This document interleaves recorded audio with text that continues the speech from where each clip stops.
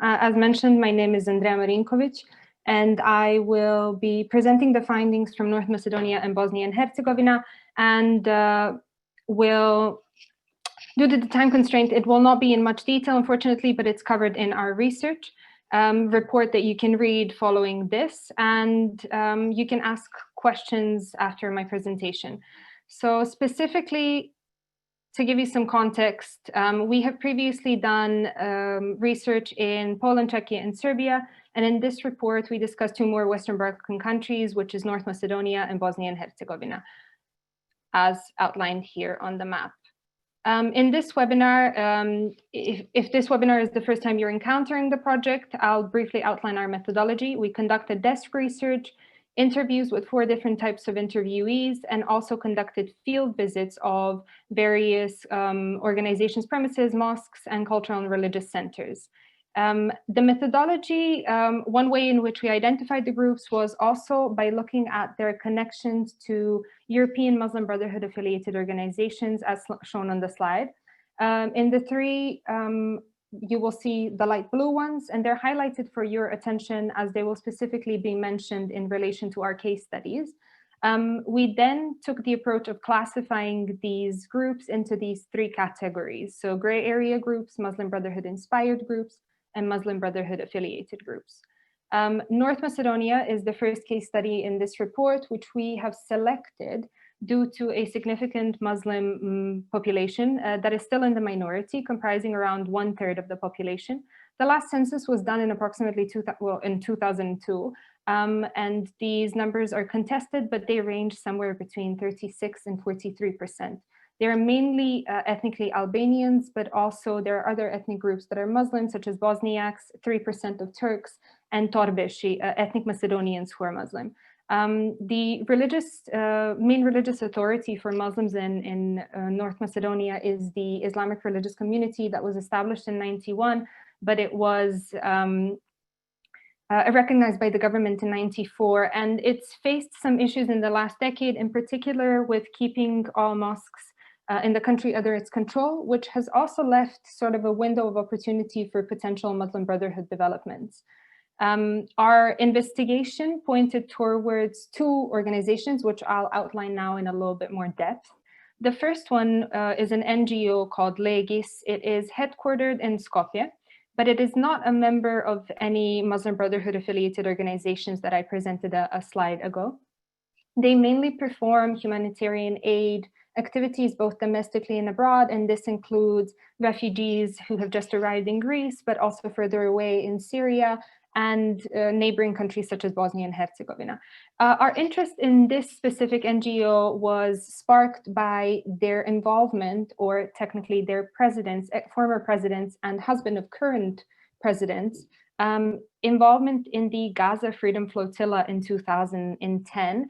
This was interesting because during this same time, but on a different ship, there were members of the Muslim Brotherhood that were arrested by Israel, and this really sparked our interest into the group. However, Legis has really renounced any connections to the Muslim Brotherhood, and our research has also found no further evidence to support these allegations. There is a second one, the next organization in focus, and perhaps more interesting is the Forumi Rinur Islam, or Islamic Youth Forum, headquartered in Tetovo in North Macedonia. It is a FEMISO member, so one of the Muslim Brotherhood affiliated organizations. However, it shows no connections to any political party or organizations in North Macedonia. Their activities mainly revolve around humanitarian aid and education, similarly to Legis, and they're all clearly displayed on both their websites and their social media. They have a significant Instagram and Facebook following, as well as a relatively active YouTube page. Their website does contain articles about the Muslim Brotherhood, but they mainly cover events of political developments in Egypt dating between 2012 and 2016. And there is also one particular interview that was of interest, that was with the former president of FEMISO. She is also the daughter of Tunisia Ennahda party leader, which is believed to be the Muslim Brotherhood's branch in Tunisia. Perhaps the most interesting thing that we found here was the 2011 event that was called Islam in Europe, Dangerous Salvation. And the point of controversy here was the main guest, Hani Ramadan. He is actually the grandson of Muslim Brotherhood founder Hassan al-Banna, and the event was faced with backlash both from the wider public because they believed it was inviting fundamentalist rhetoric and ideology into the country and into the Muslim populations, but also because the Islamic community specifically thought that this type of activity was infringing up on the mandates and responsibilities of the Islamic community itself. It's really important to note that in this case, everything that we found was really dated at the beginning of the last decade, so early 2010 to 2015. In the last 5 years specifically, there has been no such events. There has been no publications that were even remotely connected to the Muslim Brotherhood. Speaking with interviewees in North Macedonia, I have also found that this is a youth-led organization, which is very well regarded among the population. It's very well respected, and they have not raised any suspicions, neither of the security or the academic branches in North Macedonia regarding their potential connection to the Muslim Brotherhood or any other group. Despite the lack of Muslim Brotherhood in North Macedonia, we have definitely found some other influences, which is also widely discussed in both academia and the general public. They are cited to have significant impact on the political and religious context of the country. In particular, it seems that Turkey is number one. Turkey has a strong impact in North Macedonia, both due to its historical connections via the Ottoman Empire, which is pretty much the situation around the Western Balkans in general, but also due to the Turk population that's around 3%, and also contemporary relationships between family and friends of Albanians in North Macedonia with Albanians in Turkey. One very interesting point that we've encountered is the alleged connections of Erdogan and ruling party AKP in Turkey with BESA, a right-wing political party that is Albanian majority in North Macedonia. This party was actually in coalition in the previous government with VMRO in North Macedonia.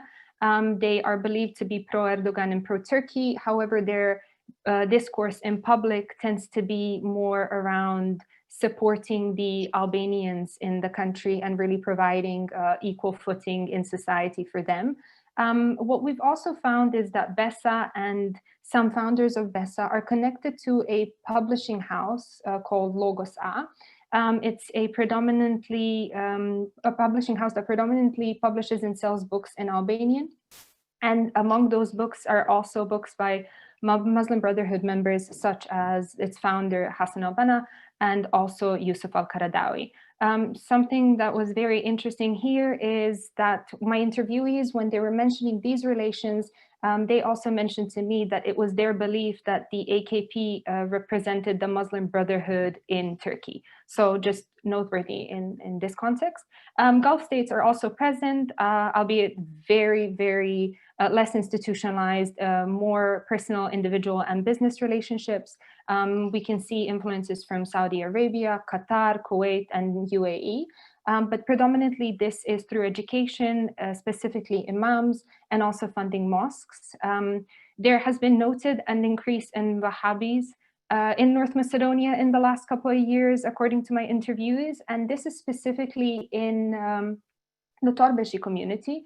The Torbeshi community are a rather conservative Muslim, ethnically Macedonian group, and also hold really good relationships with Turkey due to their very conservative beliefs. The second case is actually my motherland, and also the country from which I'm presenting this research, Bosnia and Herzegovina. It was selected as a control case in a way, and being the only Muslim majority country out of the 5 case studies. The main religious authority in Bosnia is the Islamic community, and it's been It originated in 1882 while the country was still under Austro-Hungarian rule, but became independent in 92. And if you have read our previous reports or were at our previous webinar, you might also remember that the Islamic community of Bosnia and Herzegovina has other Islamic communities in the region under its authority, for example, in Croatia, Slovenia, and the one in Sanjak, so Islamic community in Serbia. So the Muslim Brotherhood in Bosnia and Herzegovina actually is a topic that has been of more interest than it has in the other 4 case studies. And this is a rather long story, so I will walk you through it. It's usually connected to a group that's called Mladi Muslimani, or Young Muslims. And this is a group that dates back from the 1940s. Many allege that young Muslims were modeled after the Muslim Brotherhood. However, this really remains a highly controversial topic. Some believe that they were truly an Islamist group and that they still operate as such, while others really see them as a group of youth concerned with their religious and cultural identity under socialist rule. They were tried and persecuted for a lot of things, including during the Sarajevo process in 1983, where one of the members and future first president of Bosnia post its independence, Ali Izetbegović, were also tried. Ali Izetbegović was put on trial for his document that is called the Islamic Declaration. It was originally published in 1970 and then republished in 1990. And it is believed to be based on Islamist ideology akin to that of Muslim Brotherhood. Again, this remains a very, very highly contested belief. And our research in particular has found no specific evidence to support any of these allegations. So they mainly remain at the level of speculation, or in some cases, even gossip. There is another development in 2014 that really sparked the attention yet again, and that was Bakir Izetbegović, member of the presidency, Ali Izetbegovic's son, and a member of the party SDA that Ali Izetbegović funded. And this is him in 2014. You can see on the right-hand side. He actually, in 2014, took in and met with representatives of the Muslim Brotherhood from Egypt. And this is a picture of him doing the Rabia salute, which is a well-known sign, a symbol of the Muslim Brotherhood. However, after much consideration and much discussion, it was very widely discussed both in the country, in the region, and also abroad, because it sparked a lot of controversy. It was actually deemed to be an act of ignorance rather than a sign of affection or affiliation towards the Muslim Brotherhood. There is another figure that takes the spotlight when talking about the Muslim Brotherhood in Bosnia. And again, if you followed our work before, you might be familiar with this name. That is the former Grand Mufti of the Islamic community in Bosnia and Herzegovina, Mustafa Cerić. He is a member of the European Council for Fatwa and Research, which is why the red flags kind of started popping in a way. That is a Muslim Brotherhood affiliated organization. He is also a member of a UK organization called the Radical Middle Way, where he has been at their conferences alongside other Muslim Brotherhood members. This in the picture on the right is him with the supposed Muslim Brotherhood leader, Yusuf al-Qaradawi. However, it's very important to note that our research has uncovered that Cerić has a quote-unquote chameleon-like personality. And what this means is that the relationships and connections that he is often perceived to have is due to his own political ambitions rather than trying to connect the Islamic community and the wider Muslim populations with these personas or organizations. Something that is particularly interesting is that he also had aspirations of becoming a European Grand Mufti if that was ever to happen, to have a European Muslim Islamic community. And he also ran for presidency, or attempted to run for presidency in 2014, but failed. And this severely damaged his publication at home, specifically also within the Islamic community circles. The Islamic community is aware of the relationships that he has fostered, and also created a distance and attempted to create distance because they're aware of the controversy that this follows.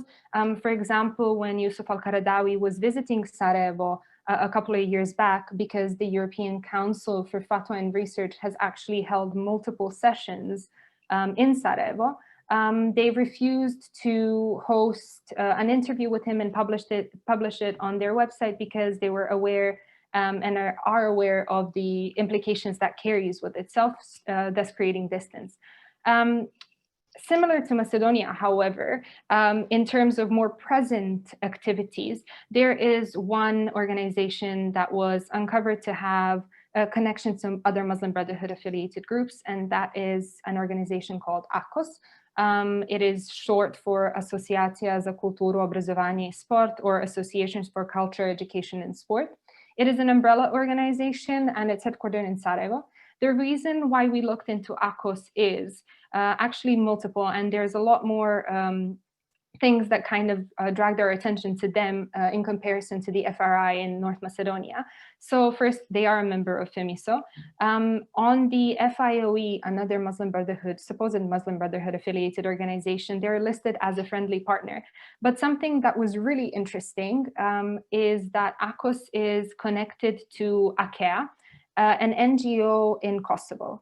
ACEA was shut down in 2014 due to being a quote-unquote suspicious organization, as the Special Prosecution in Kosovo deemed it, and because of its alleged Muslim Brotherhood ties. And ACOS is their sister organization in Bosnia and Herzegovina. They have numerous articles about the Muslim Brotherhood on their website, and in comparison to the Forum Rinur Islam in North Macedonia, they actually can be categorized in multiple categories. So not only covering the events of Egypt, but also talking about the history of the Muslim Brotherhood, how it connects to Bosnia, what were developments in parallel, and ample interviews with Muslim Brotherhood affiliated individuals. However, it is also important to note that when talking to people and interviewing academics, experts, members of the Muslim community in Bosnia, it was noted to me that ACOS is a youth-led organization that is really advocating for an integrationist European way, paved with human rights, democracy, respect for interreligious dialogue, and all. That was really important to highlight in relation to this organization. Specifically, ACOS has also had no activities in current times, or at all actually, that have had an Islamist ideology behind it. They are not connected to any political parties. So that also really brings the question of what is this organization doing, and whether they're connected to the Muslim Brotherhood to a different level. The presence of foreign influences in Bosnia and their impact on Bosnia is touched upon briefly in our research, because it really sets the context and adds a little bit more relevance. But it is also very widely discussed in academia, so I will be brief. More details are offered in our report. From the 1990s, there has been Iranian and Saudi Arabian influence noted in Bosnia and Herzegovina, and with them, specifically Saudi Arabia, Salafi currents have come, which are rather different from the traditional Balkan Hanafi Islam. The influence of Turkey is also noted. Again, historical relations via the Ottoman Empire, similar to North Macedonia, and also similar to Serbia. But it's very interesting that my interviewees here all mentioned that the influence of Turkey in Bosnia and Herzegovina is not as strong as it is widely believed, and that it is actually much stronger in the last 5 years in Serbia than it has been in Bosnia and Herzegovina. Concluding this part of the research and research findings from Bosnia, I think it's paramount that we mention that all of these conversations, and specifically, the foreign influences in Bosnia, have led to a perpetual securitization of the country based on the perceptions and investigations of foreign influences, but also the recent occurrence of foreign fighters that's been recorded in the Balkans and in Bosnia and Herzegovina specifically.